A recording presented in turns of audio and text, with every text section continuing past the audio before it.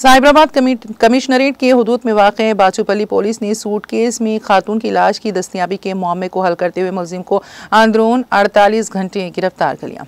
तफसीलात के मुताबिक चारशंबे को पुलिस को एक सूटकेस में एक खातून की लाश दस्तियाब हुई थी। पुलिस ने इस सिलसिले में एक मुकदमा दर्ज करके तहकीकात के दौरान सीसीटीवी कैमरों की बुनियाद पर मुलजिम को 48 घंटों के अंदर शिनाख्त करते हुए रिमांड पर भेज दिया गया। बालानगर डीसीपी ने मीडिया से बात करते हुए इस सिलसिले में तफसीलात से वाकिफ करवाया।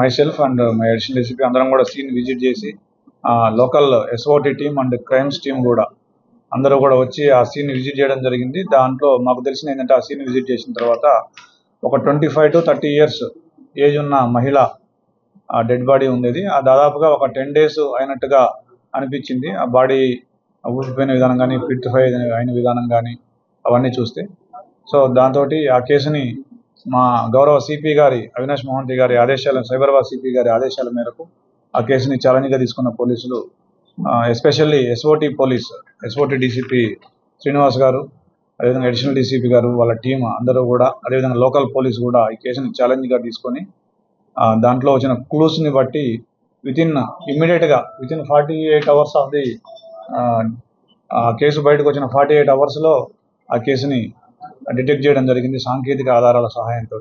myself